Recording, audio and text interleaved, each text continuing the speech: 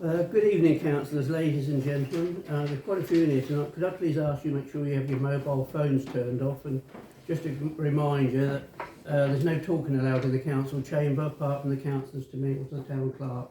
Otherwise we can't hear, and the Artie can't record what the spoken word is. Okay? Thank you. Item 1 is Chair opening remarks. There was an extraordinary town council meeting held on the 6th of February 2023, which was confidential, and only town councillors and the acting town clerk were present. A local resident posted on Facebook information that could only have come from a town councillor. Therefore, we have a serious breach of confidentiality from the town councillor. The resident's Facebook post was inaccurate, and his subsequent post also contained misinformation. A Dover District Council Facebook post contained a photograph of 4 district councillors, including the leader of the council, and our 2 local district councillors posing in the Guildhall forecourt celebrating the start of the refurbishment. The district council did not have the respect to include anyone from Sandwich Town Council to participate in the photograph. The district council did not worry about health and safety on the construction site, and none of them were wearing high-vis jackets or safety helmets, which is probably illegal.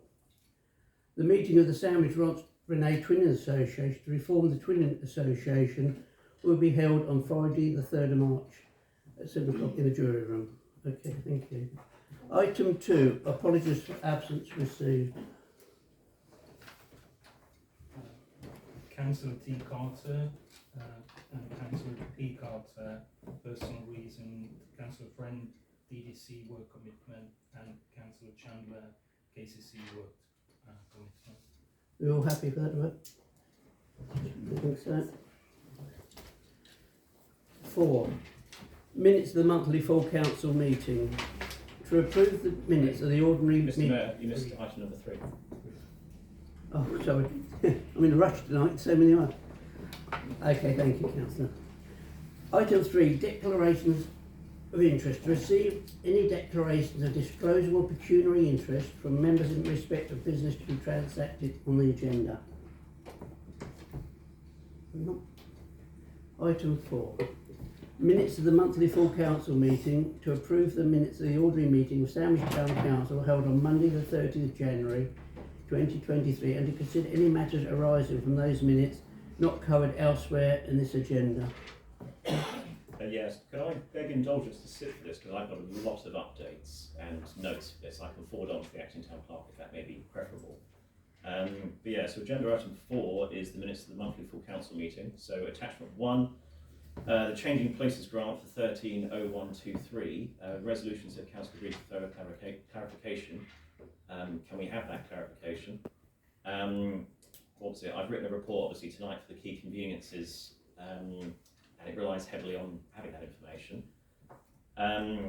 What was it? Land self of Whitefriars, item 160123. Have we received a response? Maybe this could be shared perhaps later in the meeting with the relevant item. Item 170123, has the Monks Wall Committee been reformed and who are its members?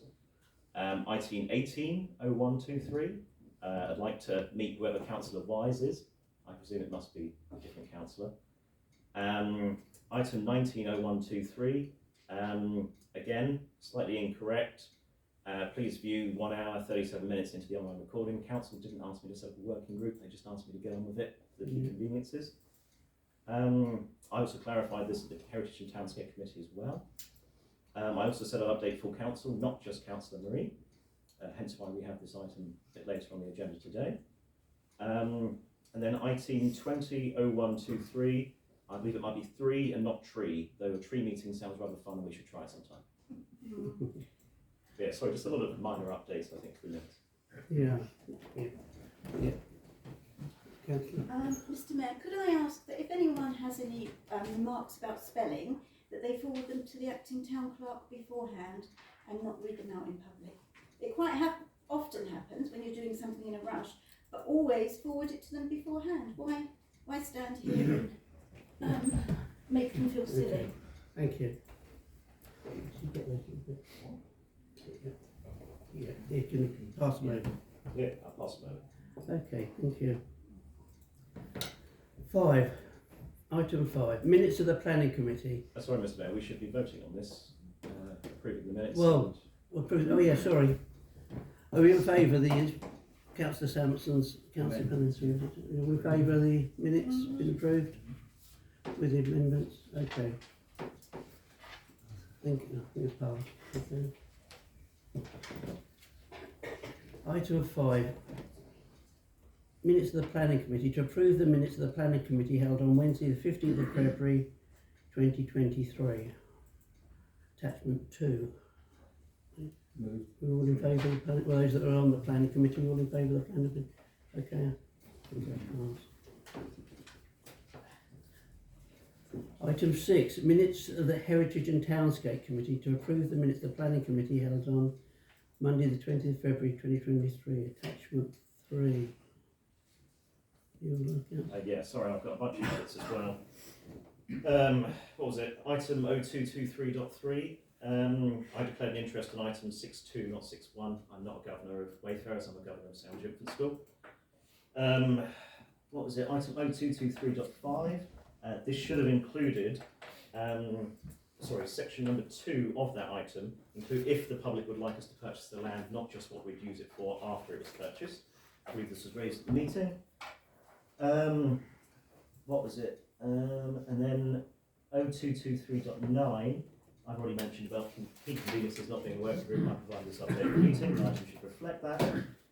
And then 0223.15, we also support an idea from Councillor Tompkins with regards to publicising the work that had already been undertaken for environmental matters. Could that also be included in the minutes as well?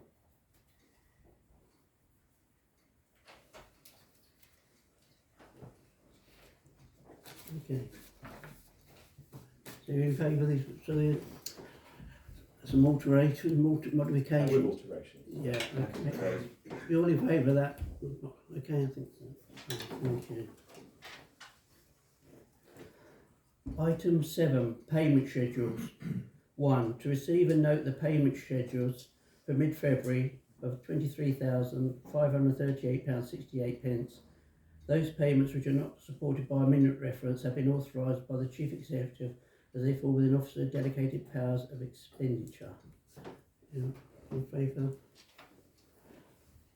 All in favour that you've got a proposer, need a proposer, seconder? Mr. Mayor, sorry, just quickly, just want to ask you one question, if I may.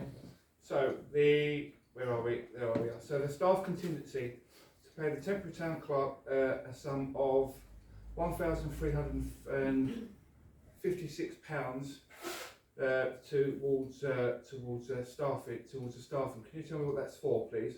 And also, just to make you aware that we're now paying for two town clerks within the town council. So taxpayers are now paying for 2 town clerks within the town council. And can I just say that in that £2,000 staff contingency budget we now have just under £700 left to pay. So what happens next month when we have to pay the temporary town clerk again? Where does the money come from? Because the staff contingency will be empty. I think you'll find that the acting town clerk is on an hourly rate, so he just books his hours, Councillor.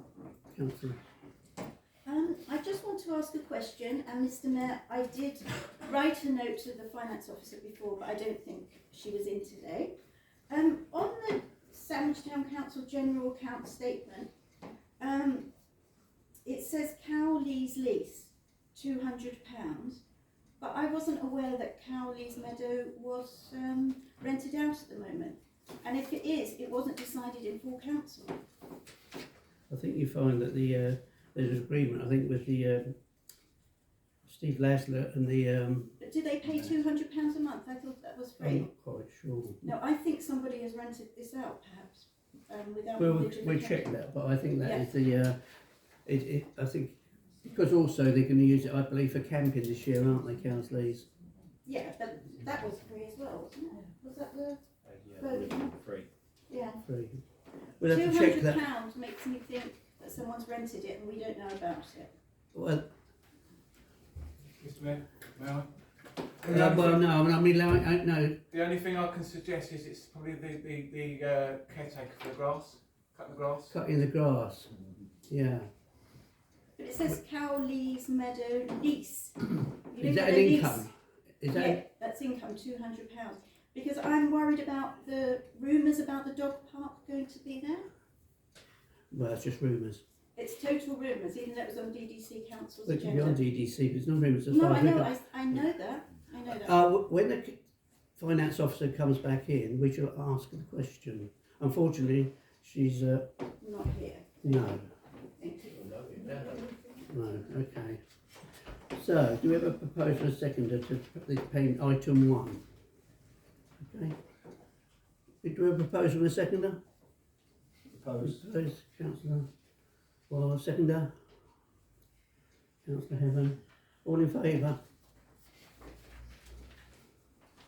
Got one abstention, 2 abstentions, 3 abstentions. Okay, thank you. Two, to receive and approve the schedule of payments for February totaling £3,234.13. Do we have a proposer? Councillor Heaven, councillor seconded. All in favour? Thank you. Item 3. Council to confirm nomination of Councillor Franklin and Councillor Sampson to authorise end of February payment schedules on bank line. Do we have a proposer? Seconder, all in favour? Thank you. 4. Council to confirm nomination of authorised signature for mid-March payment schedules on bank line. Do we have a proposer? Seconder. All in favour? Okay, thank you.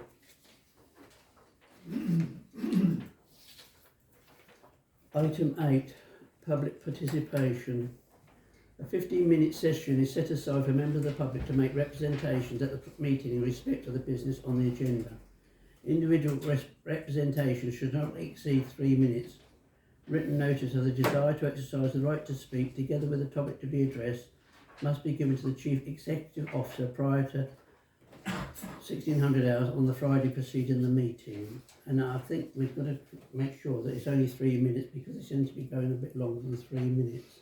Is there any speakers? Mr. Andy Stiles. Mr. Andy Stiles.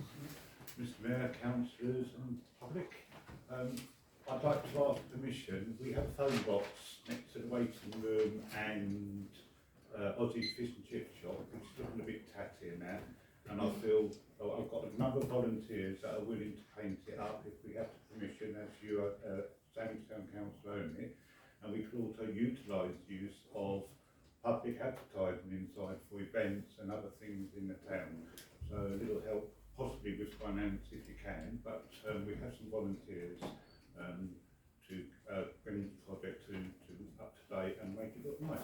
A lot of tourists are still using the phone box for photos and that, and I think it would just help with tourist attraction as well. Thank you.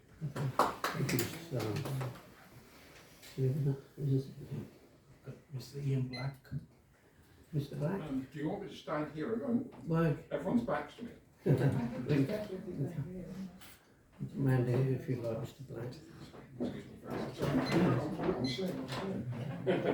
Believe that would be better.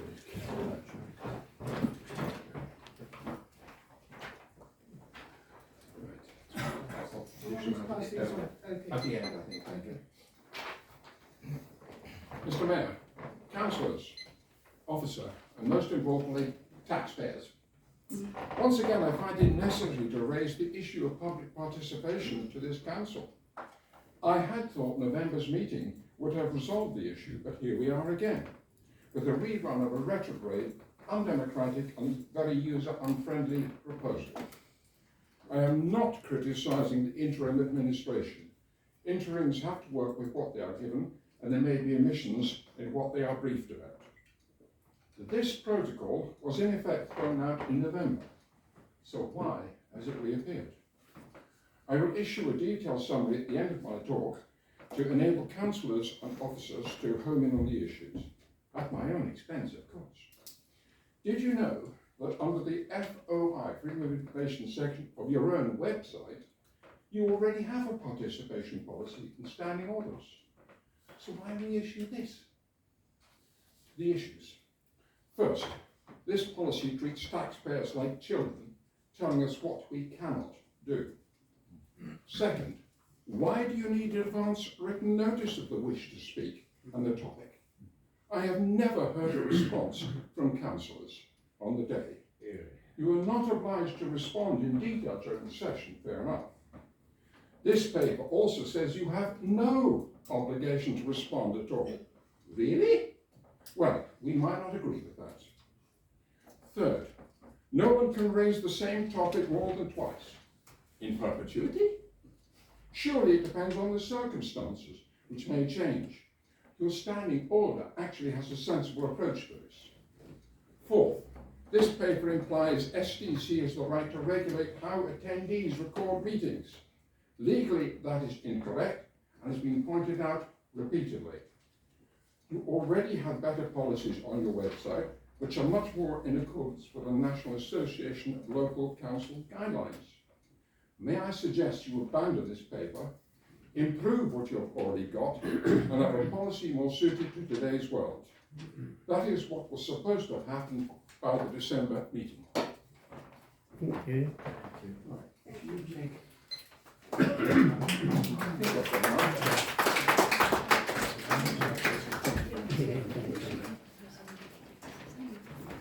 Right, yes, so just taking this one each. Two sides.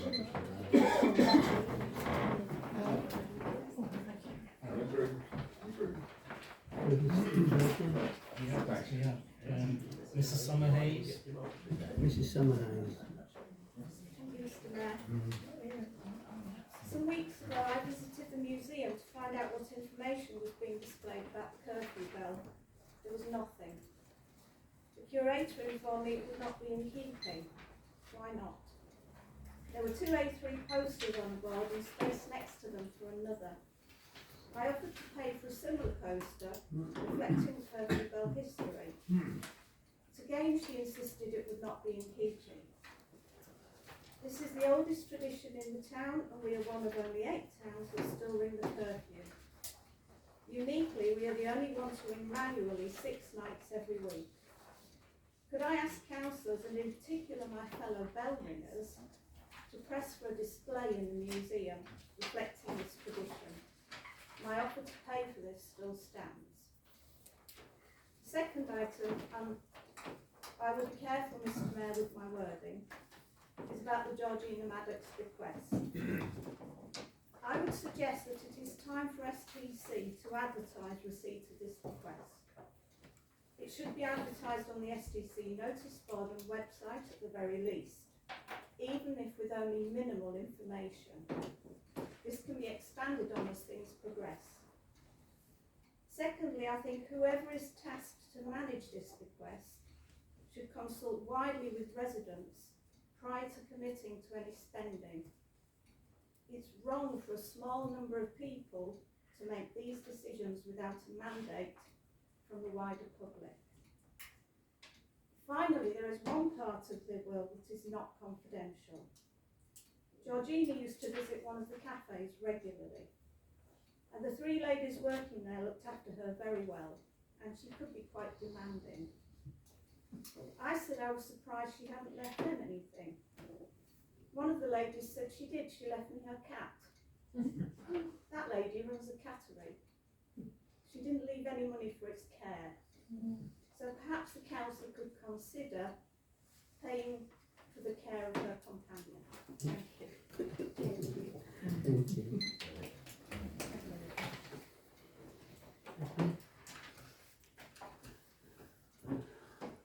Mr. Mayor, could I ask that we do something about the bell thing?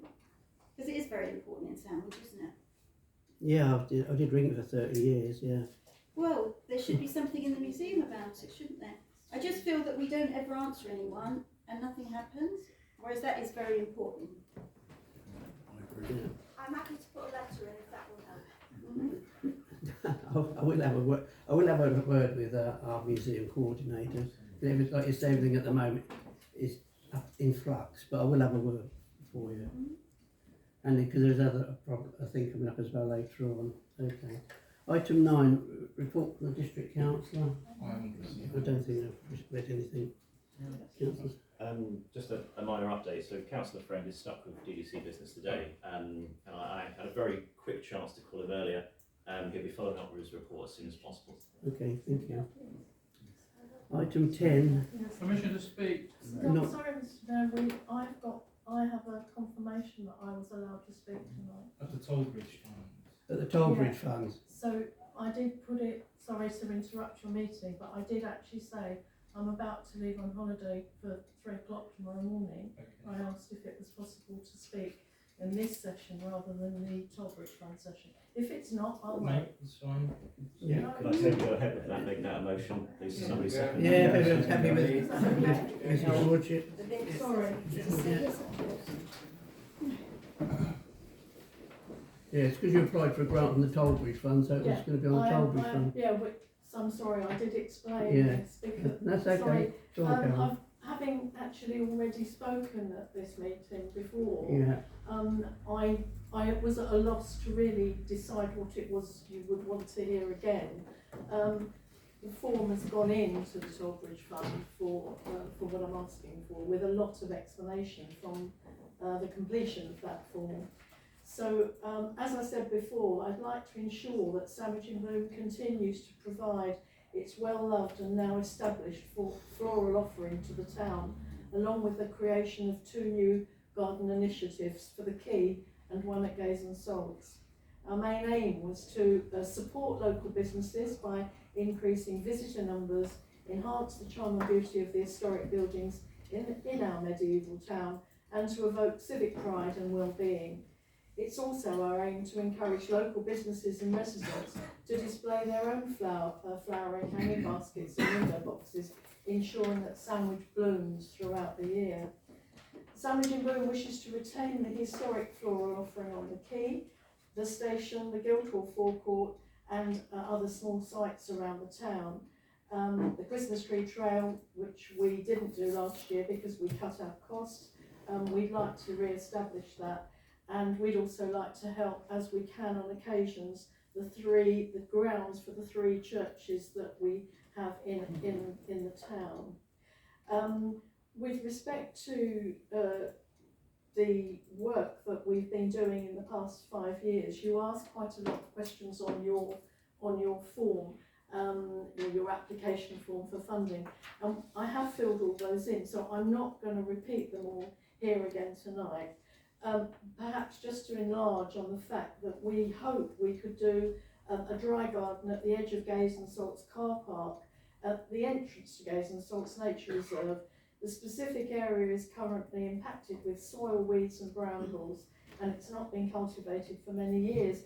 But it sits right as you come into that car park. It's not a really good welcoming site for visitors who want to come in via the Ash Road and suddenly see a car park. So if we can make improvements there, I think it would help Sandwich and be a nice welcome. The other area that we'd like to major on this year is around the bus shelter, which has been moved to the quay.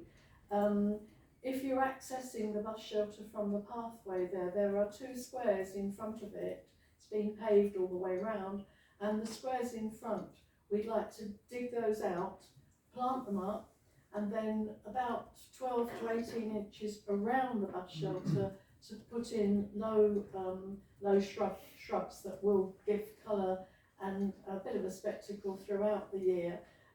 We think this is really important. There's been, quite a lot of issues around the bus shelter being moved there, and there's been no bus.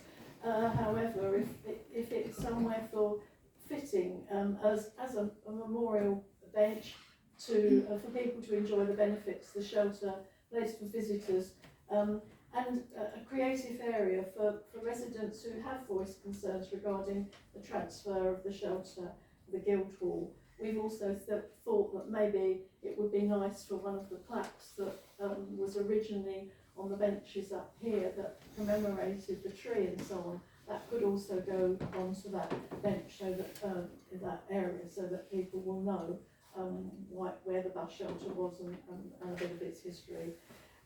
There's quite a few questions here about volunteers and costs of volunteers. I did a quick sum because I am asking for £3,000 from the Toll Bridge Fund to keep us going through this year and to actually help with expanding our offering. But in fact, if you take just the hours that people watered down in the quay, which I know the Mayor does regularly as well, but if you take the hours that we did last year and charged it out at £10 an hour, you'd come to a figure of about £5,400. But we volunteer, and the volunteers in this town sort of help to do that. So I'd like you to hopefully look favourably on the application when it comes up later, and I apologise now, but I'm not going to stay, I'm afraid. I'd quite like to get packed. So, but thank you for hearing me and hearing me in advance. Thank you. Thank you. Enjoy your holidays. Thank you.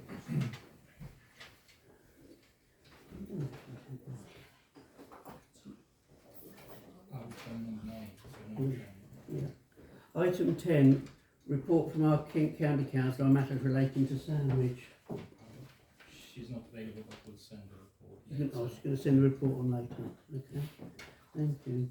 Item 11, updates from councillors. To receive and note verbal updates from councillors on meetings that they have attended as nominated representatives of the council. Note verbal updates can only be noted. Councillor Sampson. Yes, so on behalf of the Sandwich Community Christmas Lights Committee, the AGM is going to be on the 14th of March. It's going to be in the Fleur de Lis function room. Everybody's welcome to attend, and since we have a wonderful turnout tonight, I'd like to encourage everybody, if you'd like to volunteer, not just at Christmas time, but also year round. They put up a lot of different things around the town.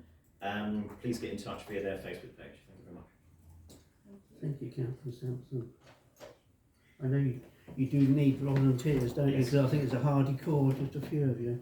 Okay, thank you. Item 12, finances. 1.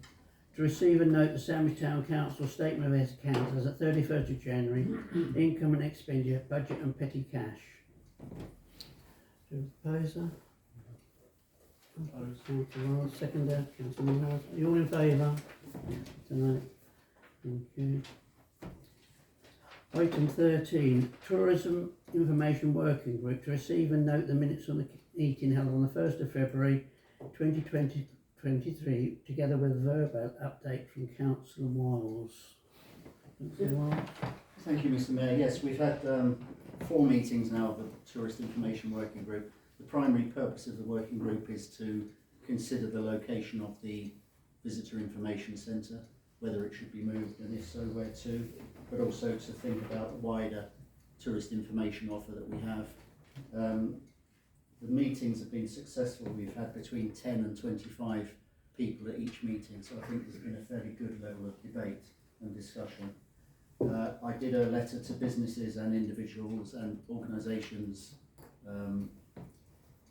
early in the year, which went out to about 90 different addresses. So I've had some feedback from that letter, and I've also done a survey online which has gone on various social media pages. We've had about 160 responses so far, and there's an overwhelming view that the Visitor Information Centre should be moved to somewhere more visible, but there's not a clear consensus about where it should move to. But what will happen next is that I think the meetings have now concluded. We've gathered enough evidence, if you like, and the next step is for me to write a draft report, which will come back to the Heritage and Townscape Committee and to the Council in March, where we can try and hopefully make some clear decisions about what should happen with our tourism offer. Okay. Thank you, Councillor. Got proposer? Oh, Councillor Yeah, Sanders. propose we receive and note. Yeah, okay. All in favour of that? Thank you. Item 14, Sandwich Waterways Working Group. To receive a verbal update from Councillor Hepburn. Yes, I think a lot of councillors and residents will have seen some innovative work on the Delph just along Dover Road against the house called Mallards, where there's been bundles of brushwood and other items placed in the channel of the Delph to narrow the channel, hopefully to make it faster. This started only 3 days after the Waterways Working Group had a joint meeting on that spot with the Environment Agency, which is doing that work, and the Internal Drainage Board.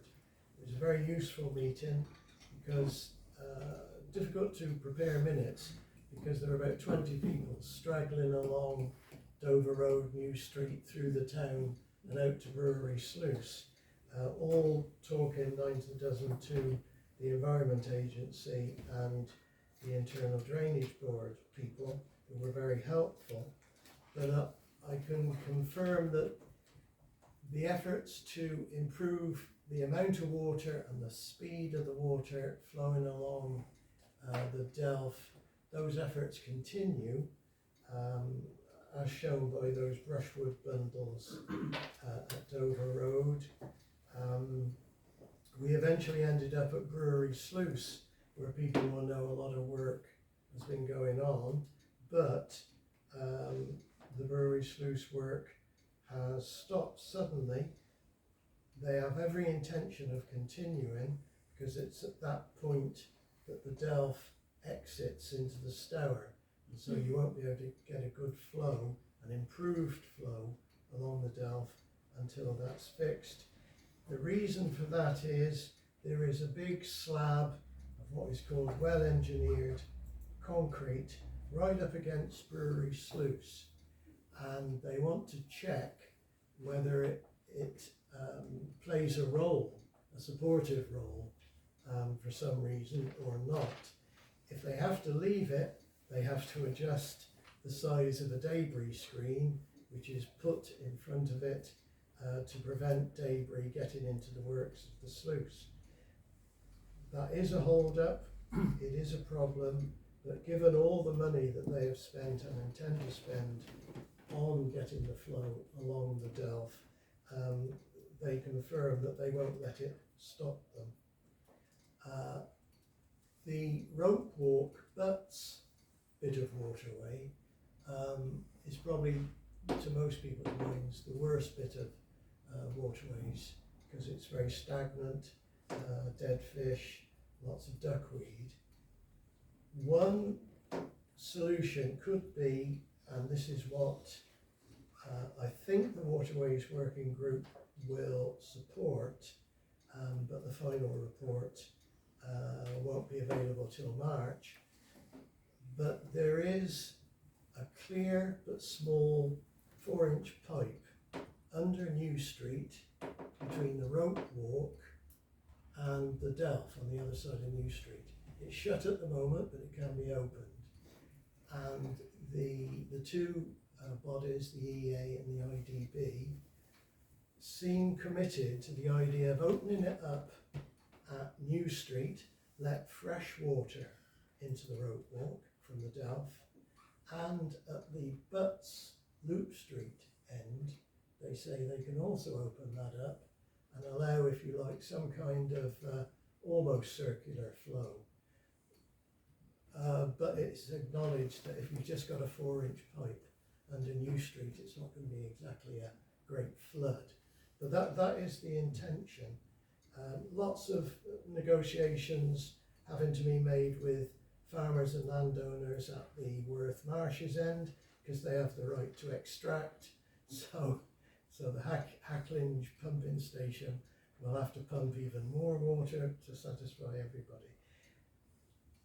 I think that the kind of thing that Sandwich Town Council and residents would like to see, which is fresher water, more oxygenated water in the rope walk and the Butts, that is planned and that is going ahead, and we hope that that will improve, for example, the quality of the water in the rope walk.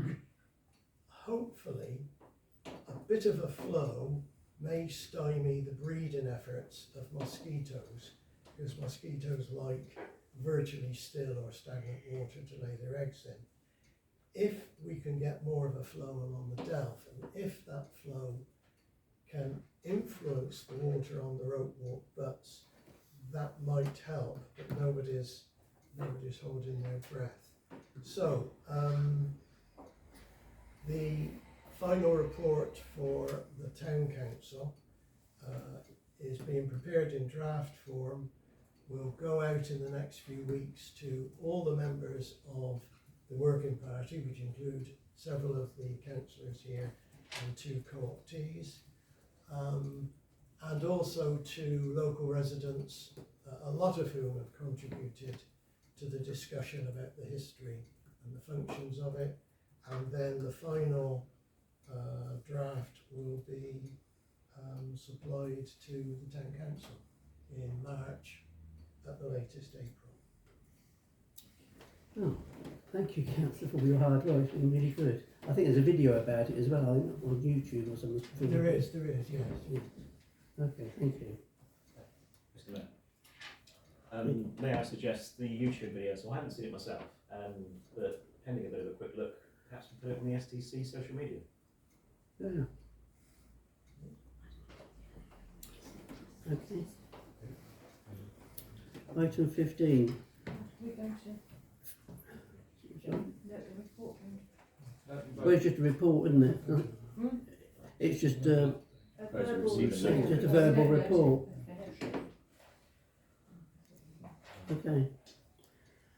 Item 15, Fellowship Walk. To receive and consider a report and suggestion from Councillor Carter regarding the Fellowship Walk. I think chatted the people, but he doesn't know what's might be best to include another team.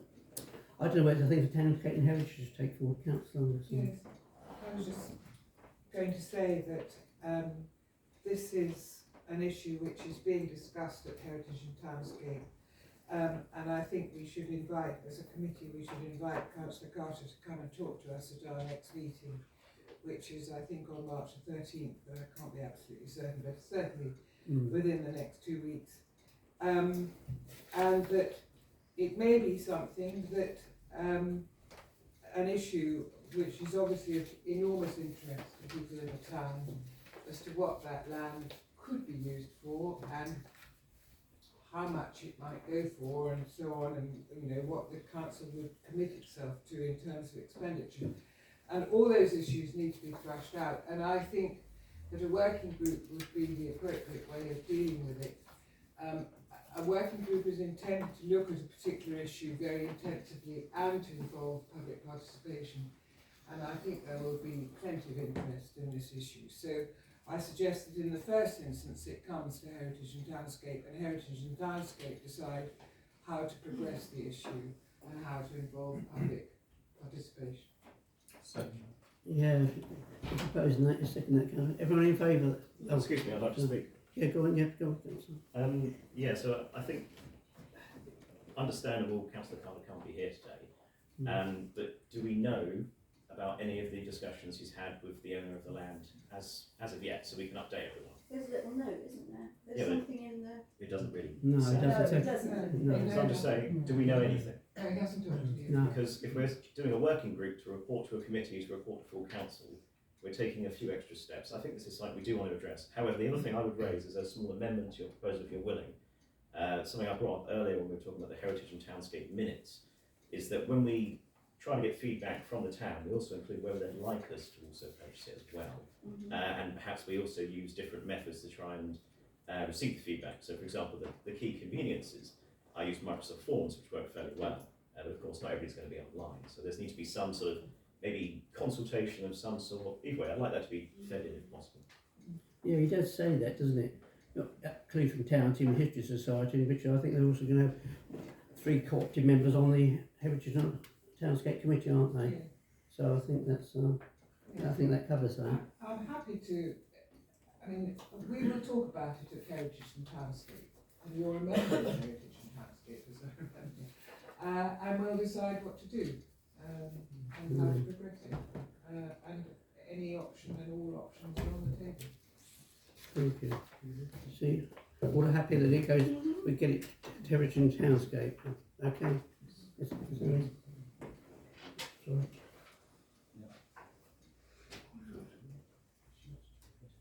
Yeah, okay. Item 16.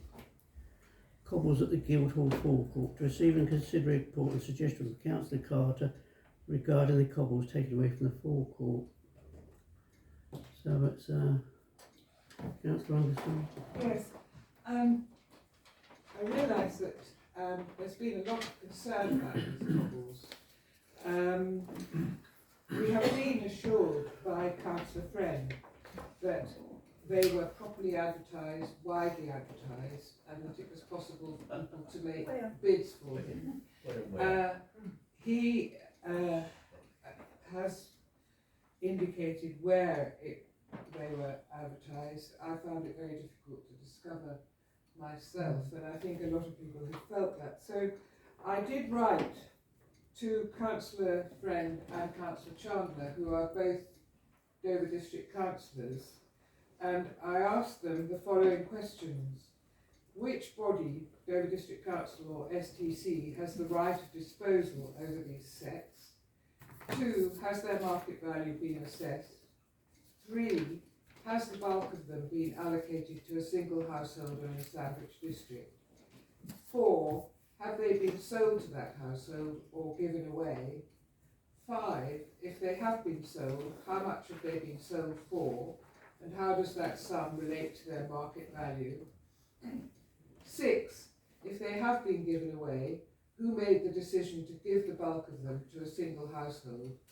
7, if they have been sold, which authority, DDC or STC, will receive those monies, and will those monies be ring-fenced and set against the overall cost of the forecourt refurbishment?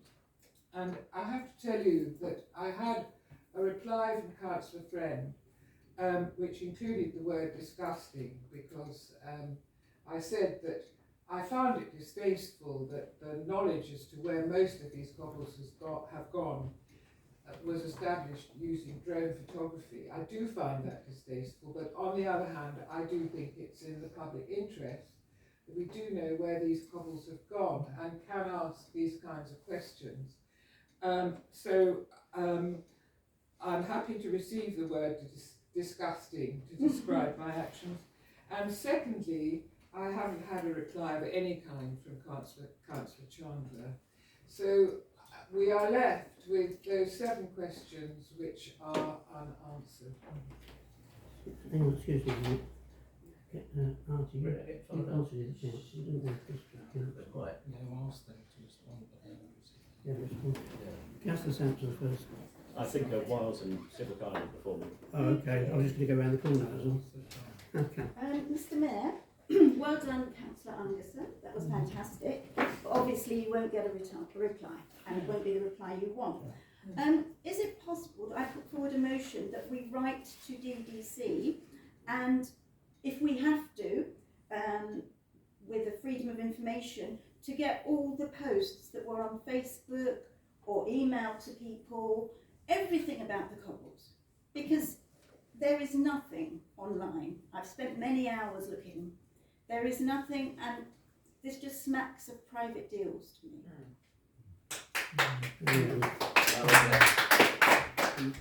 So can I put forward the motion? Yeah, I think Sorry. the acting town clerk has requested information for Dover, but I don't think they've replied, have they? I would like to see all the posts as well. Yeah. And I would like someone to check that they aren't made after we ask. Is that your proposal? We do that, we have to Yes. vote on it, won't we? Yeah. Got a seconder for that? I Yeah, think second. Councillor Wiles and something want to speak. You second that? Alright, we vote on that, okay. Could we speak? Well, we're just doing, as long yeah, as my proposal comes before Of any course. of you. Yeah. It's just a, yeah. so We was going to vote on that, Councillor Sampson, about her proposal, to get as much information as possible. maybe I'd like to speak on the On proposal, Yes. okay. Yeah, so I think we definitely need to request this information formally because it's Yeah. caused a great deal of consternation in the town. That's right. However, of course, so I've actually approached Councillor Friend in the street to ask him. He was able to show me on his phone that there was some stuff put up. But yeah, we should find out this information. We should also make it public if there was a lot of it or if not. That's right. So yeah, we just need to be open and transparent as possible. We need to be ultra careful about making certain allegations in public. That's right, as well. I stand by my Okay. allegation. Councillor Wiles. Yeah, I've had an email from the project officer at DDC, because I did write to him to say I felt that the level of communication about the project as a whole had been rather disappointing, given that we're putting in £350,000. which in the long run would be 600,000 once it's all paid back. So it would have been good if they had kept the public of Sandwich informed about things like the new bus stop that's appeared, the timetable of works. What he said regarding the cobbles or granite sets is what they are. They had a deadline of September for expressions of interest, and 20 expressions of interest were made, but it's not clear how many of those expressions of interest ended up with actual delivery of cobbles, whether any money was given back to DDC for those cobbles. People had to pay for delivery, but it's not clear whether any money was received. Granite sets retail for any reclaimed granite sets retail for anything from £25 to £90 a square metre, and this square must be 400 or 500 square metres. So you can work out for yourself, we're talking about 15,000 plus, which was potentially income for DDC for disposing of those valuable items. And I think we need answers about where, we don't need to know who's had them, but we need to know how many people have had them, in what quantities, and what money was received for those cobbles, for those sets. Yes. Thank you. Yes, again, it seems a real problem of communication, and this should have been such an opportunity to keep people informed about what was going on. Instead of having these metal screens which tell us nothing and simply hide off what is happening, surely they could have put an update on it and said, this week we are doing so-and-so, next week we so-and-so. I did incidentally ask a few people at the market on Thursday if they felt they had suffered a significant loss of custom. They thought it was not too bad, but it's yet another instance, I think, where somebody could have set up quite a simple system of communication. Everybody knows everybody in Sandwich wants to know what's going on, and it would have been simple for them to do it properly. Thank you. Thank you. So we've got a proposal that we you've got a proposal, you want more information from the district council. Yes, can I add something to that? Can I add, that Councillor Friend show everybody in this council the screenshot of what he showed Councillor Sampson. Because why has he not shown this screenshot to the whole town? Well, that's yeah, I think you'll have to ask Councillor Friend that. No, I don't think I do. I think you should ask Councillor Friend, and if not, it should be part of freedom of information. Nobody can find those posts. Well, I'll have to inquire about that. Please do. Councillor, I'm really allowing one to stand up. We've got such a big agenda. Forgive me. Yeah. Well, I just asked him. I mean, You just asked. So many people have asked. Okay. Yeah, if this information needs to be done, I think we need to vote on this and pursue DDC. Yes, thank you, Councillor. Right, so we've got a proposal, we've got a second. We're voting. All those in favour that we write to District Council for more information. I think that's all together, I think, isn't it? Thank you. And a copy of the posts, please, up to you. The posts that offered the cobbles to people. Okay. Item 17, Public Convenience Working Group, to receive a report and verbal update from Councillor Sampson regarding the key public convenience survey, attachment 10. Councillor Sampson. Yeah, so as if you guys haven't heard enough from me today, I'm afraid you're going to be sick of the sound of my voice by the end of this evening. But yeah, so it's all explained in a quite long report. I felt this matter was incredibly important, so sort of made sure it was going to be done in time before council. Apologies for the occasional spelling error in the report. I also made it public, so again, people are going to fill out an online survey. I probably should make it public for the general public as well. I'm a bit disappointed we don't have an update on the Changing Places grant, because as you'll see in the report, that was actually very popular. I think we need to chase that as a matter of some urgency, because it's been talked about quite a lot in front of council. What was it? In terms of cattle market, I didn't really have the sort of purview to go necessarily look into it too much because we were dealing with the key conveniences, but very happy to share the result of my meeting with Councillor Richardson the other Thursday. So yeah, the cattle market toilets are on the list for refurbishment. but they can only do a certain amount per year. Just trying to chase that about when it might be done. So yeah, we're a little bit limited because of the changing places information we need in terms of long-term improvements. However, short-term recommendations, I would recommend we pursue with them. So that's facilitating longer opening hours during busy periods, including for events and festivals, perhaps with the cooperation of groups organising said events. Investigate the costs of longer opening hours and effect on the staffing arrangement. So we're going to keep them open for longer, how much it's going to cost and how we can achieve it. Open the interior space of the gents and ladies toilets for the public immediately. They are currently closed. We are using it as a temporary storeroom, and a big thank you to the staff for giving me the grand tour.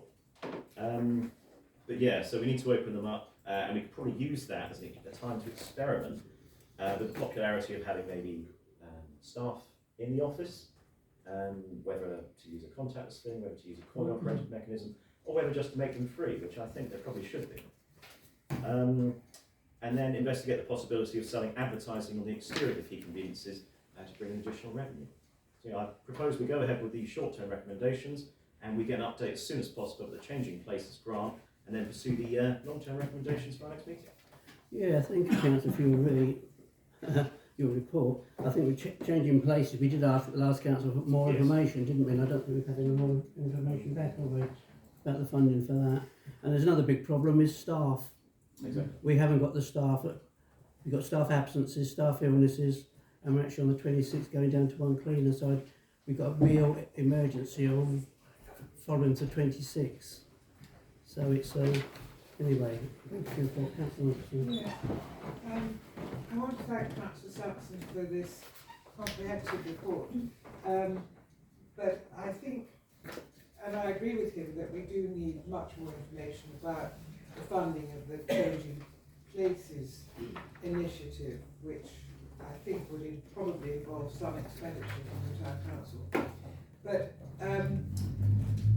what I would like to suggest is that there are some other dimensions to this issue, because there is a limit to the amount of space available in that building, and there are a number of demands which on that space, which are hinted at in his report, and I have an additional one. If we were to accept a Changing Places grant, then that particular toilet would take up some considerable space. You've also suggested that it may be possible for a private business to locate in those toilets, which I find rather surprising. I don't know what sort of business it would be, and that the business might take responsibility for managing those toilets. The third issue, and that would obviously take up some space, the third issue is about the fact that Sandwich is now a heritage harbour, and the expectation is that we will eventually, when we can get that initiative and that recognition properly going, that large numbers of heritage boats and ships will come up the river and moor on the quay. And if we are to get people with those kinds of yachts to come to Sandwich, they want proper facilities, they want decent rooms, and they also want showers. Now currently there is one shower in the quay toilets, but it's obvious that if the Heritage Harbour idea is to work properly, there will have to be more than one shower. So there is competition for the space. What I also think is that we should perhaps run a pilot this summer where, recognising what the Mayor has said about staff, where we do employ, at the Town Council's expense, staff to manage the toilets, and that the toilets are free. And we see how that works, because clearly the contactless system is not working. A decent town with a high quality tourist offer will offer clean toilets, free and accessible, and properly managed. So I would suggest that this report come back again to Heritage and Townscape. We talk about those kinds of issues, the competition for space within that building, and how we manage the building over the forthcoming summer, and what the costs would be, and that we talk about it in detail at that committee and report back to the council with our conclusions, hopefully in time for some system to be put in place that works properly. It doesn't work properly at the moment, from Easter onwards, finishing at the end or the mid part of the month of September. Councillor Moorhouse. Can I be afforded the indulgence of sitting? Because if I stand up, I'm going to end up injuring Mr. Elliott, and I don't think we can afford the damages. Would that be okay, Mr. Mayor? Thank you, Mr. Mayor. I was speaking on behalf of the availability of free and accessible lavatories. And I'm making a contribution from my own personal perspective. But I hope I'm speaking on behalf of anyone who suffers from any medical condition that requires them to have access to a lavatory more frequently than anyone else. Prostate Cancer UK issued me with this card. It's just a simple laminate card. It doesn't allow me any keyless access into the lavatories. I do think it's important that we have free access to lavatories. The incidences of prostate cancer have increased 48% in the last 30 years. They are projected to increase by a further 15% between now and 2025, and again by another 15% between 2038 and 2040. Talking as a nation, we're the 5th largest economy in the world on GDP, in accordance with the IMF. Tourism is forecast to bring in over 257 million. It's over 10% of GDP. So you would hope that Sandwich would be a beneficiary of that. When we turn the clock back 40 years, we had 3 sets of public conveniences in the town. So we had the cattle market, the quay, and the lavatory block at Malcolm White's filling station. In addition to accessible lavatories at the train station and at the East Kent Road Car Company. So we have an increase in tourism, an increase in diseases that affect health issues, and yet we've gone backwards in regard to a lavatory provision. So I think this is something that we should be considering when we do make a final decision on this matter. I would reiterate what Councillor Anderson said regarding the Heritage Harbour and the use of the quay for vessels. If there is going to be an improvement to the quay to increase the number of boats visiting the harbour, there's going to be a considerable improvement and addition needed to the toilet facilities, which will have to be offered free, because these vessels will be paying substantial mooring fees when they tie up in the quay, and they will expect these facilities to be free. It is Dover Council who will receive the mooring fees, so Dover Council will have to be approached to make a contribution to the Town Council for the use of those facilities. Yeah. And that is something that really has got to be thought about, and that is why it needs to go back to the Townscape and Heritage Committee to consider this further. Yeah, I agree with you, Councillor Walsh, because the Town Council actually managed the quay for a long time after the Sandwich Borough days, and I can't remember, it wasn't that long ago that Dover District actually took over collecting the fees on the quay, so that's a good idea. Councillor Sam? Yeah, so just to reply to several different bits, sort of think about way forward. So first of all, Councillor Moorhouse, very good intervention, very good point. But yeah, so I think it's easier if we split it into 2 different parts. So we have long-term improvements in the report and we have short-term recommendations. I think we should adopt those short-term recommendations right now, because otherwise we're going to be waiting another month. And then the long-term improvements, such as changing places, adapting it for business. So the only reason adapting it for business was on there is because it was seriously considered 2 years ago. there was a business interested. Yeah, there was. But all of these long-term things, such as changing place, everything else, should go back to Heritage and Townscape, and we should do that, and that should be part of the motion. But I think the short-term recommendations I had, which Councillor Ruggleson and Councillor Gray, will have seen also in the report under short-term recommendations on page 15.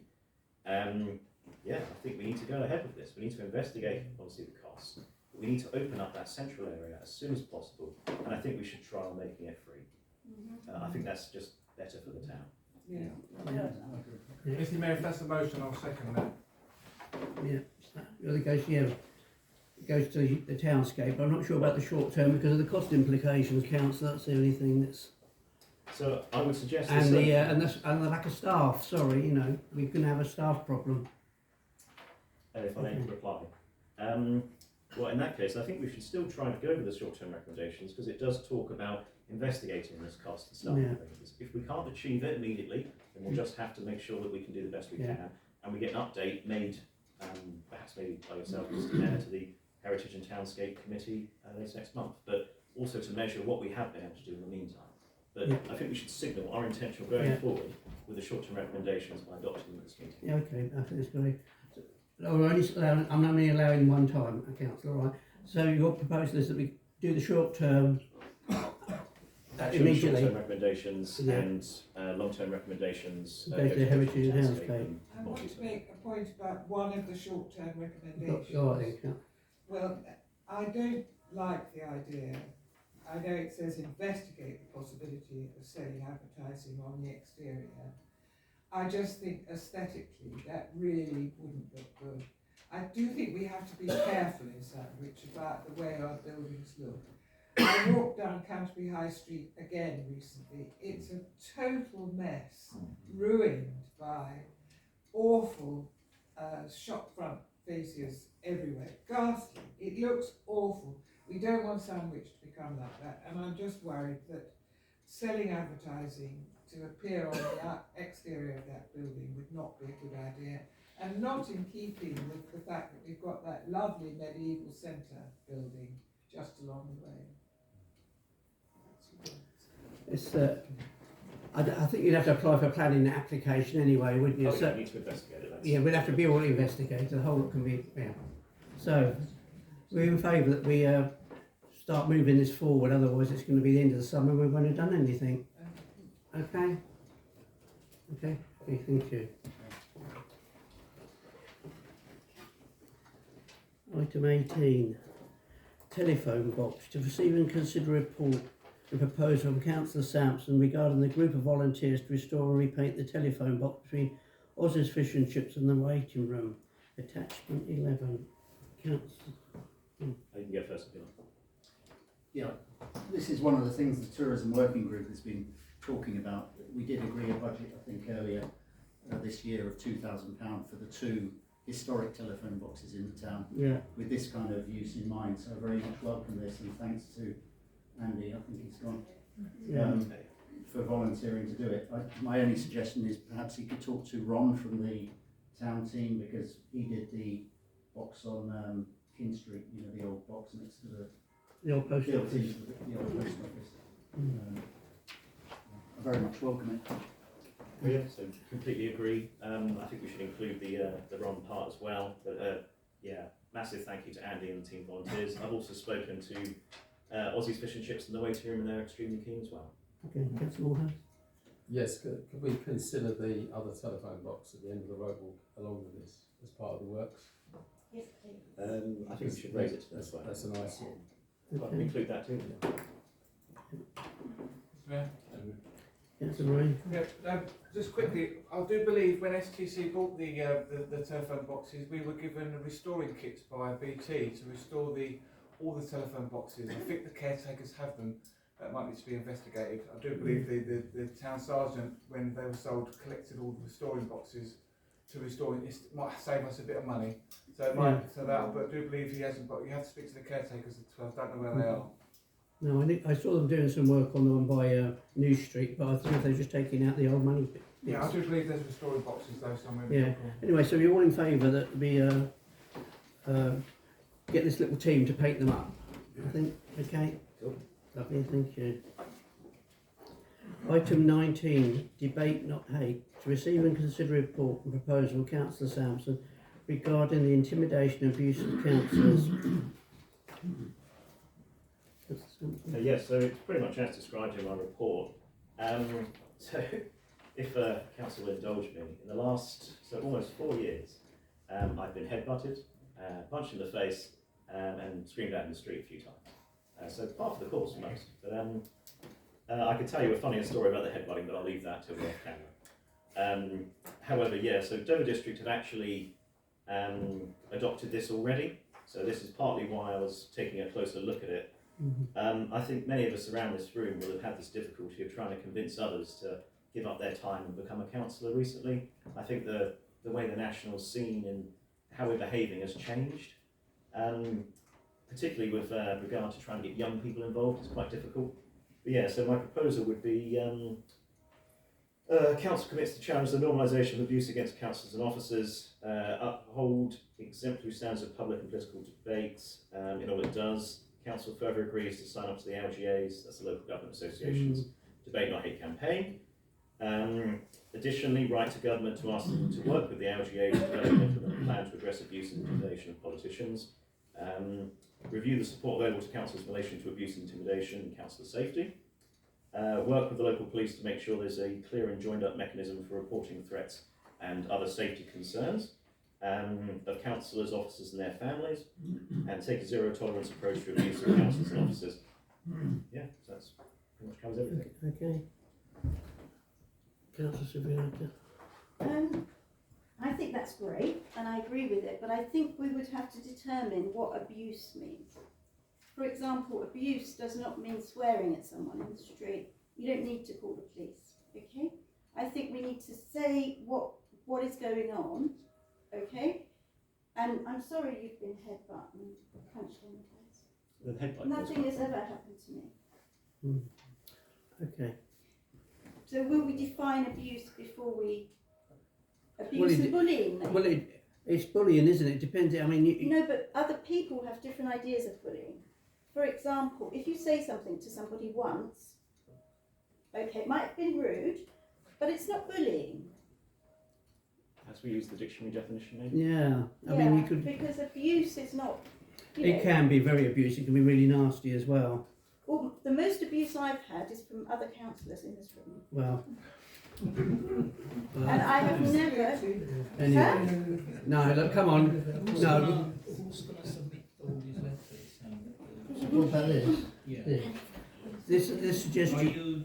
Are you going to do this information? What information? No, Councillor Sampson. Oh. I'm more than happy to. Okay. Thank you. Councillor Morehouse. I think this is a very noble ambition by the Local Government Association, and I fully endorse the sentiments, and I'm very sorry to hear that Councillor Sampson has suffered physical abuse. That really is unacceptable. As far as the agenda item that's presented to us, the only amendment I would suggest would be the first bullet point under the heading Proposal to read the following.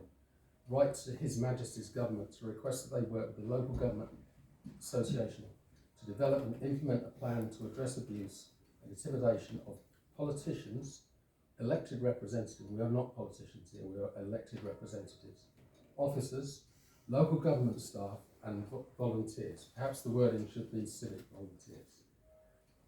We should appreciate that Sandwich is heavily reliant on the contribution of volunteers especially.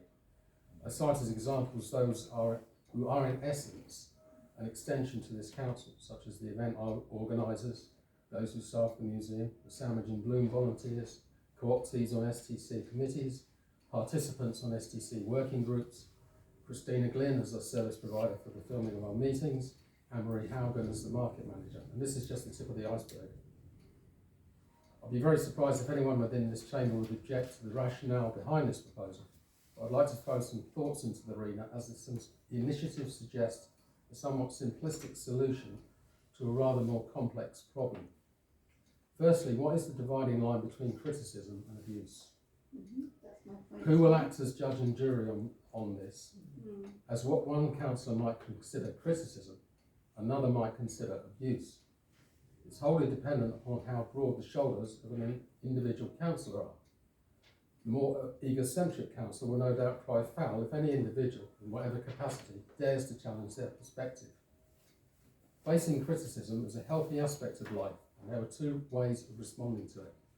Either with facts or perhaps actions to counter when one has a case for defence, or via contrition when the criticism can be justified. Should we facilitate an environment where those seeking election to public office believe themselves to be above criticism? With this initiative, the LGA is cascading a perfectly reasonable desire for political discourse to be conducted in an exemplary manner. To us mere mortals here involved in local government. But how does the LGA propose to push this upstream? As we as elected representatives are presented with consistently bad examples by the higher echelons of the UK political system. Indeed, our own MP, or one of his representatives, consistently posts inflammatory material on Facebook, either espousing the virtues of fracking or glorifying Brexit. Perhaps the LGA should also seek to increase the number of independent councillors within local government, with a mission statement of removing the scourge of party politics. Look at our agenda of this evening. I ask in what ways are issues such as speeding, public lavatories and telephone boxes political issues. Having perused the LGA website, it is interesting to note the LGA's section for Conservative, Labour and Liberal Democratic councillors, yet the Independent Councillor section incorporates us with the Green Party and UKIP.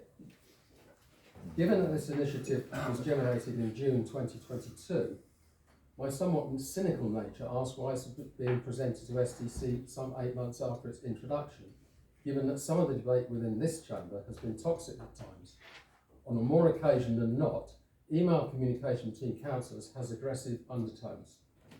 I would hope that this is not being presented to council in this moment to facilitate an opportunity for councillors that have invited the most criticism for the events of the past 16 months or so to, metaphorically speaking, wrap themselves in cotton wool. The rancorous nature of the by-election last February has sadly caused considerable tensions in this council chamber.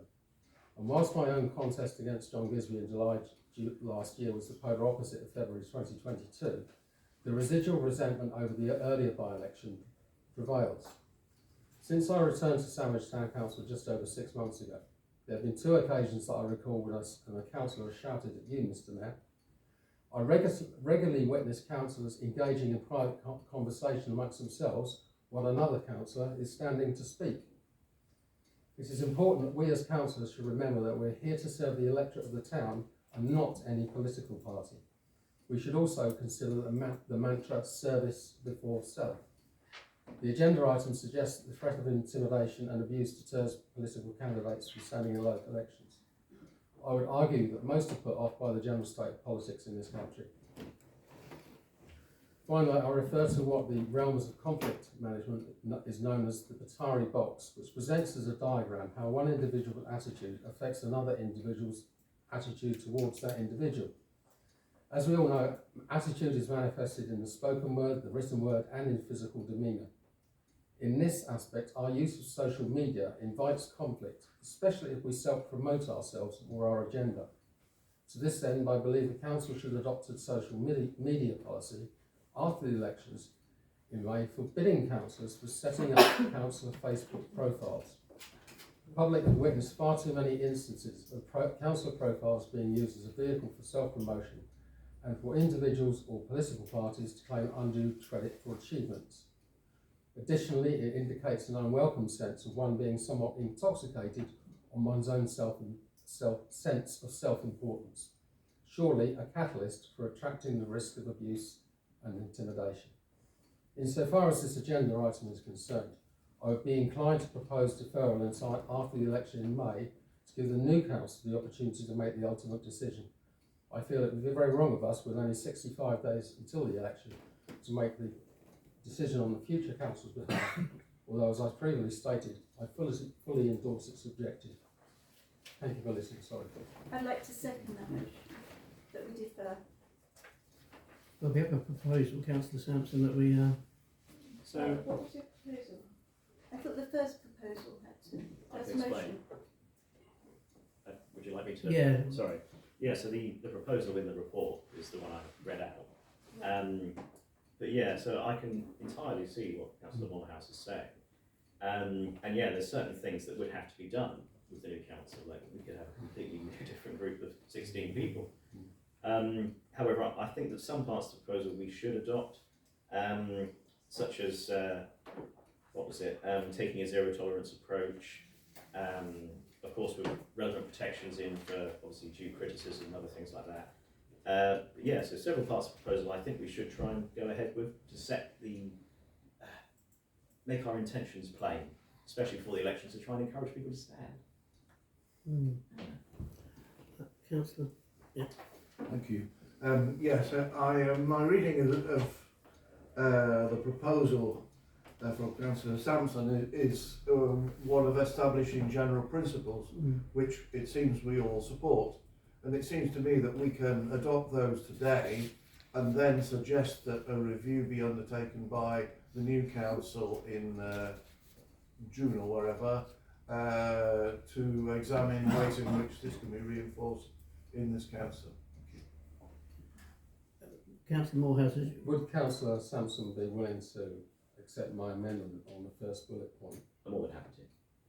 Can you remind us what Did your you- amendment- So the wording reads, write to His Majesty's Government to request they work with the LGA to develop and implement a plan to address abuse and intimidation. So it's the same words, although I put His Majesty's Government rather than just the government.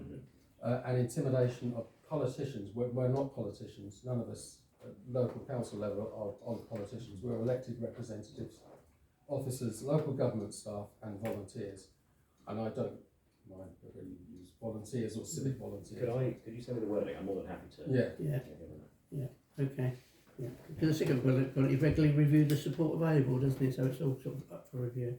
So. Yeah. Can I have the wording as Can you? You want the wording? What? Of the Councillor proposal? Sampson. For the addition to the proposal. Yes.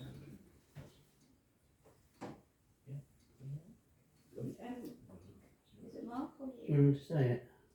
You want someone to say it? Or do you Oh, we can send it on. Could you send it on? Yes, it's Councillor Sampson's proposal. Proposal. Who seconded it with the amendment? With the second amendment, pick of you. Okay. We're all in favour of that? I think we are. Proposed seconder. Yeah. Lovely, thank you.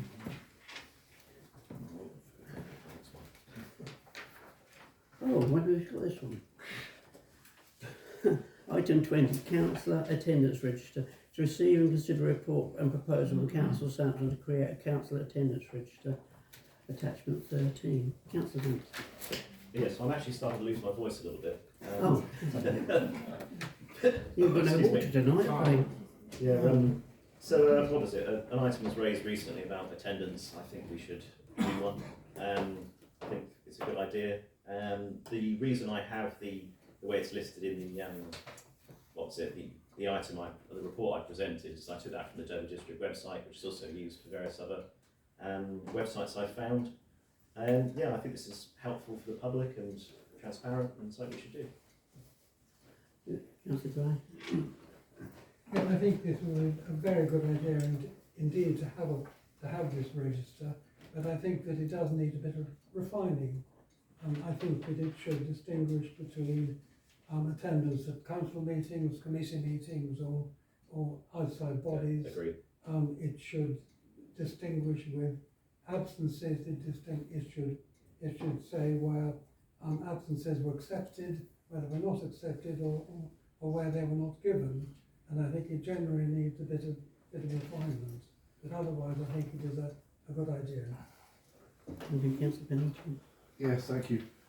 Yes, it seems to me that any data of this kind, which is going to be posted on a website, should be done with the agreement of the person concerned.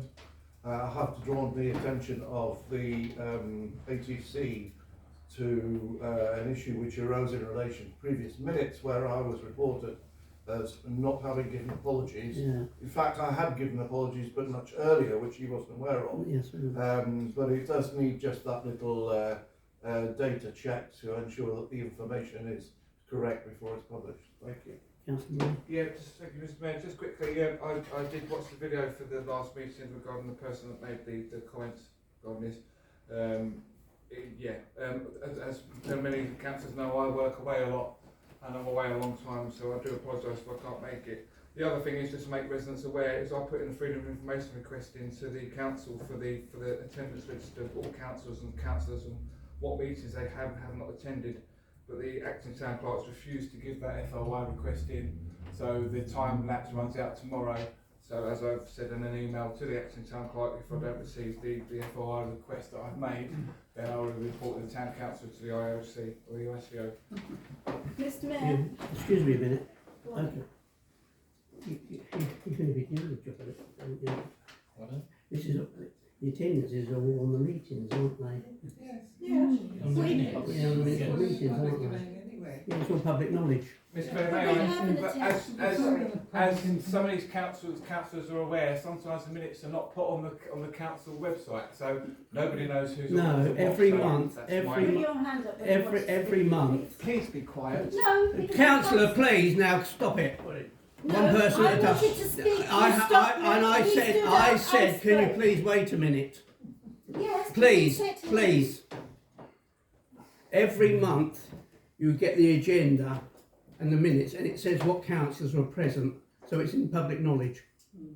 Okay, councillor, I'd just like to say I don't understand. stand up, please.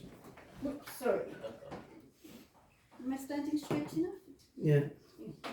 I'd just like to say that I don't really understand this motion. Yes, it's a great thing, but we already have one. We already have a public attendance register. And I know this because a certain councillor in this room and a certain councillor that isn't in this room, when Councillor Wood was ill, tried to count his absences and get him off the council. You know that as well. We have got one. I think it's just done off the minutes of the meetings, isn't it? Yeah, but And that person, I think, just went back to all the minutes. That's how they got their own information. maybe, but I believe we have got an attendance register. And if we haven't, why did Councillor Marie ask to see all the details? Well, I don't know. Yeah. Okay, thank you, Councillor Sampson. I think you may have misunderstood my motion a little bit. If we have one, then has anybody else seen one? No, I I've don't know. not seen anything. But I don't think we that did have one. I don't think there is one. Which this is a good thing to have. It's transparent. Let's do it with refinements suggested. Councillor Wise. Could we move to a vote, please, on Yeah. Councillor Sampson's Yeah, could we move to a motion as vote, please? amended by Councillor Gray? With amendment to Councillor Gray. All in favour? Okay. One abstention. Okay. Don't worry, the next one's not from me. Okay. Okay. Item 21, public participation policy. To receive and approve the public participation policy, attachment 14.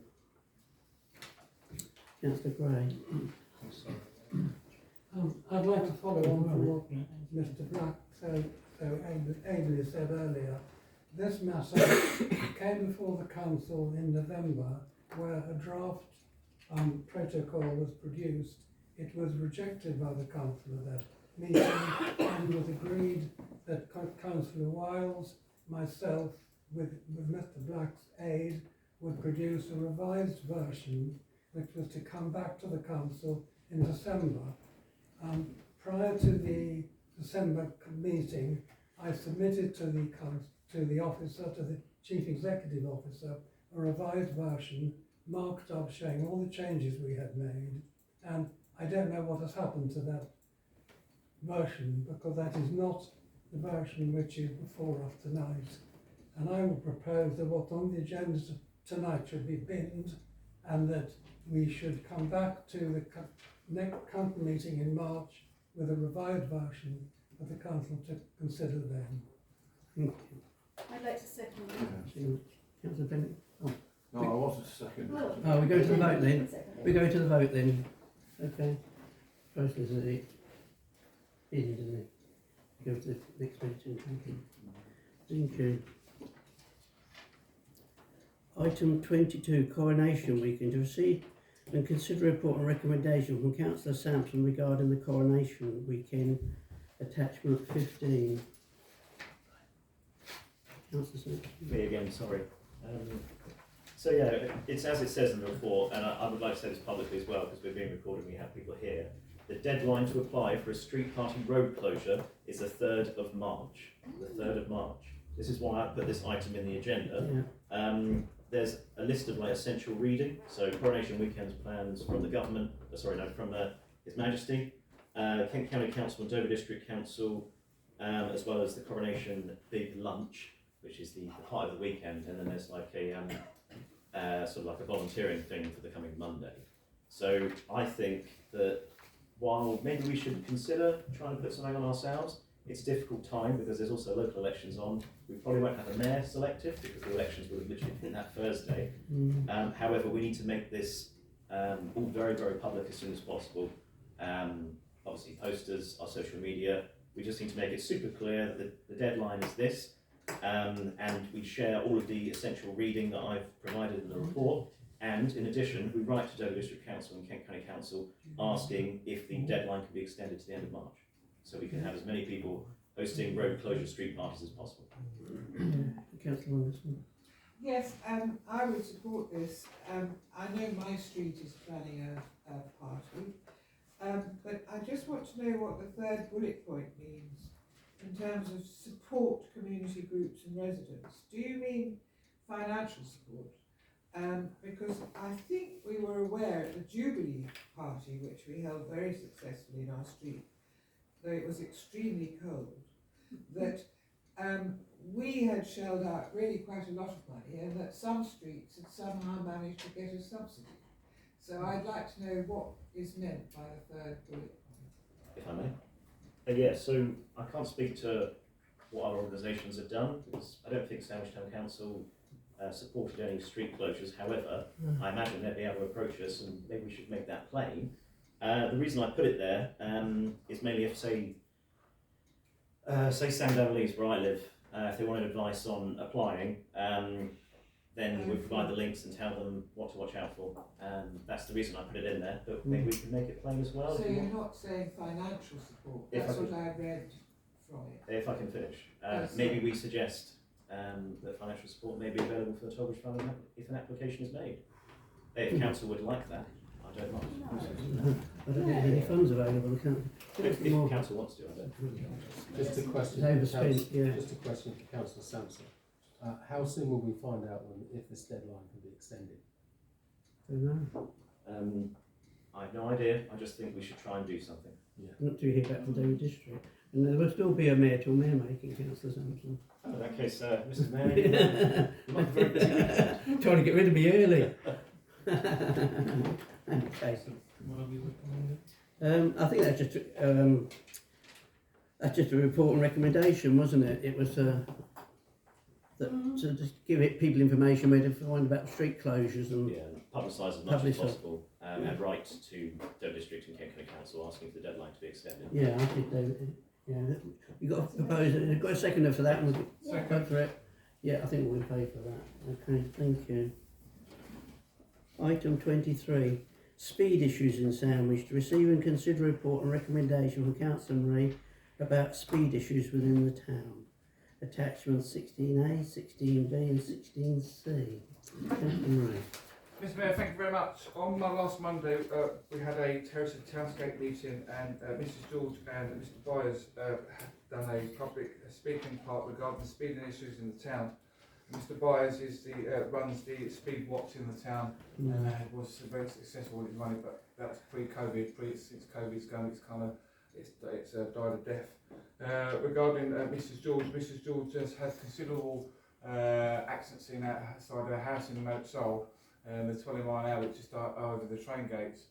I live in the Sandwich South area, in just off of Birch Avenue, and my concern is when I drive most times of the evening and in the mornings, and some of the speeding that goes down that road is dangerous, especially when there's a Sandwich Junior School on the corner of on the middle of St Bart's Road. I have been looking at this website. This website is 20splenty.org. It's a group of volunteers some props for you. Oh, there we go. This is what, Councillor Carter had years ago. Yeah, we all had it. We all- Yeah. So, 20 Spanish Orchids is a residents group from all over the UK that have joined forces to curb speeding within their villages and towns. I am proposing, if possible, for the Sandwich Town Council to join this scheme, this organisation, to get more awareness within the town, to keep the speed down, especially in the south area of the St Bart's estate. Also, I've been doing a bit of research, and if it's possible, I'd like to make a recommendation for Sandwich Town Council to purchase some bin stickers, 20-mile-an-hour bin stickers to put on the wheelie bins for the town if they require them, and also 3 banners, one for the school. It's a specially designed one for the school to keep the speed down outside the school, to donate it to Sandwich Junior School, and also two other banners to put them in certain places around the town to just make people aware it's a 20-mile-an-hour speed limit, just trying to see if we can curb down some of the speeding. Thank you. I did look at one of their websites because one of the things has a lot of free pamphlets and free stickers, isn't there? Did you get a cost for the banners? Mr. Mayor, sorry. So the bin stickers, for 200 of them is £180. The school banner is £55, and for the 2 normal banners is £90. So it's a total of £325 if the council agrees. Councillor Moorhouse. Yes, regarding the 20 mile an hour, it's a speed zone, it's not a limit, it's not actually enforceable. The only place in the England and Wales where a 20 mile an hour speed limit is enforceable is Tower Bridge in London. I'm not sure about Scotland. I do endorse the 20 mile an hour speed limit, especially outside the junior school in St Bart's Road. It's quite incredible that we've got 20 mile an hour speed limit outside the infant school, as you would expect, because it's in the conservation area. I listened to the broadcast last week of the Heritage and Townscape, and one of the matters that was brought up was the speeding in Moat Sol, where people are trying to make up a bit of time through being caught at the train gates. I do think this might be an opportune moment for us to write to Railtrack and ask them to explain why. Particularly, I noticed this between 8:15 and 8:30 in the morning when the train comes in from Deal with all the students on board. The gates come down long before the train reaches the station. Then there are literally hundreds of students alighting the train. The traffic is held up to such an extent it goes back to as far as the technology school. So I think we should write to Railtrack and ask them what is their policy on closing the train gates so early, because it is causing unnecessary congestion. We also had a speaker last week about climate change and the environment. We've got car engines idling because they're waiting for a train. That is having an impact on pollution. And it's another example of where joined up thinking in this country is falling woefully short of where it should be. But I do endorse what Councillor Marie was saying about the 20 mile an hour speed limit. How far you can extend it is debatable. I belong to the Institute of Advanced Motorists. They did some research that does conclude that the farther out the 20 mile an hour speed limit goes, the driver gets 20 mile an hour fatigue of driving in second gear, and they will generally just disregard it. So having the concentration with it, and I hate saying this as a resident of Sandwich, but having the concentration of the 20 mile an hour speed limit within the town walls is very legitimate because of the buildings. But I would advocate that we need to, at some stage, seriously pressure KCC to get 20 mile an hour speed limit outside Sandwich Junior School as soon as possible. Yeah, I think the Woodensborough Road crossing, they've done that for years. I don't know if it's in case a train overshoots the platform, don't stop and go straight through to Ramsgate. I might No. be able to offer some information not that. as ex-railway. I believe it's to do with the signalling sections, and it's a safety issue. Yeah, I was going to say it's a safety. If there are trains in the station, or if there's another train in the next section, they have to put the barriers in. I was just going to say that. It's a safety thing, because at one time, if you remember, well, a lot of you weren't here years ago, but when they did away with the manual gates, they wanted to put half barriers on there and make them automatic. And we said no, it'd be at the Dover Road. But I was recently in Tunbridge Wells and I was amazed because there's a lot of roads in Tunbridge Wells.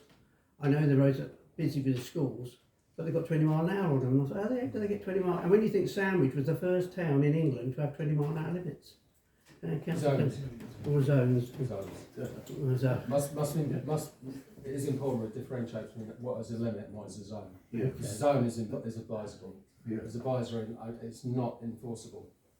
The police or volunteers can record speed, and they can very well report that back to the police, and the police may decide to write to. Yes, I've heard. To say, watch speed. If you're doing 25 miles an hour, 20 miles an hour is low, but they can't prosecute. You can't be endorsable. You can't be fined. You can't have points on your licence. Councillor Peddington. Thank you very much. Yes, just some experience from another place. The most effective ways of discouraging speeding are the digital numbers that come up on the side of the road. Oh, yes, they're quite expensive, but we got some subsidised by KCC at that time. The second thing we did was start up a speed watch system, which, although it doesn't have the force of a prosecution, obviously, it does act as a deterrent. And the only problems we had were the limitations on where you can actually set up a speed watch station, but it did have an effect. I think the 20 mile an hour limit it's good as an aspiration and just as a message, but the other things are more effective actually in curbing speeding. We do actually have a speed watch scheme, but then again, with lack of volunteers, and also it's also for more volunteers, but we were talking about these speed indicator devices, and the ones that they recommended, for some reason, because you have to put posts around, then you move them, say there's 6 places around the town we can put them, but they're so expensive. They were talking about, say, buying 2 and moving it on the post, but apparently KCC Highways didn't like the fittings to put on the post. Yeah, thank you, Mr. Mayor. I do believe a couple of years ago, I think Councillor Wiles and yourself will agree with me, the town team were investigating it about 2 years ago when Mr. Byers decided to start the speed watch. Yeah. If anyone's interested in getting the speed watch, or any residents interested in getting the speed watch, please contact me via my email, councillor email, and I can pass it on to Mr. Byers, and we can hopefully sort out a get it going again. Yes, definitely so. I thought we had a speed watch team. We have, but pre-COVID. Pre-COVID. Councillor Wells. Could I propose that we move to a vote on this and accept Councillor Marie's proposal and we buy the banners and the financial commitment which he outlined? Yeah, I think I'll propose for a second. Yeah, all in favour of this? Okay, thank you. Item 24, attachment 17. King Street Road closure sign replacement. Thank you, Mr. Mayor. I was contacted by a couple of traders in King Street about the state of the sign, temporary road closed sign for Saturday mornings to King Street. The current sign is a very low grade steel quality frame with low grade steel panel, which is at the moment held on with nylon cable ties. My proposal is to replace it. I've suggested here that one can be sourced for less than £50. There is a better model, polypropylene model, which is rock-proof and much more sturdy. It has a locking device, so it can't be blown over easy in the wind. Probably no more than about £75. Propose that we. Yeah, Mr. Mayor, thank you. I completely agree with Councillor Morehouse. We have spoken about it before. I think a long-term thing is needed eventually if we're going to keep the King Street closing on a Saturday, and for events maybe a bollard that goes into the ground or something at some point. But at the moment, I second Councillor Morehouse's proposal for a new sign. Okay. You're going to go. All right, we've got a proposal and a second. All in favour of this? Go for the new. Okay, thank you. Item 25, confidential matters. I'd like to take this at the end of the toll bridge fund, if the council agree with that. Everybody in favour of that? Okay. Item 26, next full council meeting, 27th of March 2023. Thank you.